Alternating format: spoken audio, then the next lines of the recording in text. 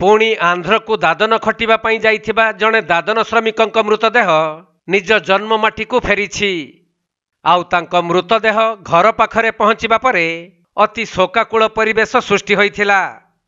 तेबे निज अंचल रे काम न पाइबारु बरगड़ जिला गाईसिलेट थाना अंतर्गत राइसलपद गाँवर केशव तरिया निज परिवारर गुजुराण मेंटाइबा पई आंध्र जाइथिले काम करिबाकू।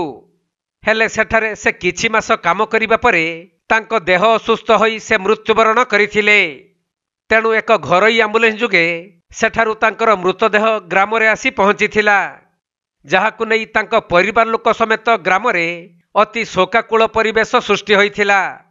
तेबे केशव तांको घरर एकमात्र रोजगारिया व्यक्ति थिबा बेले तांको मृत्युरे परिवार लोक माने संपूर्ण भांगी पड़िछंती।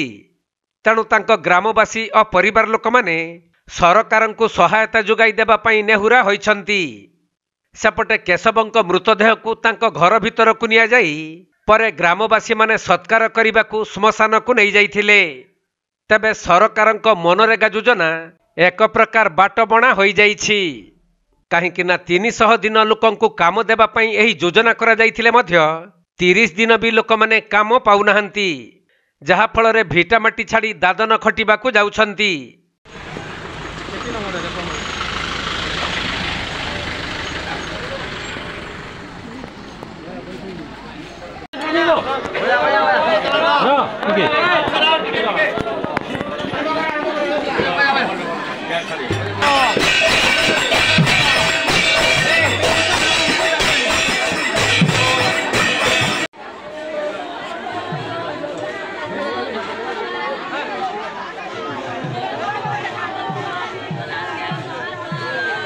बरगड़ जिल्लारू अरुण कुमार मेहर रिपोर्ट, कोणार्क लाइव।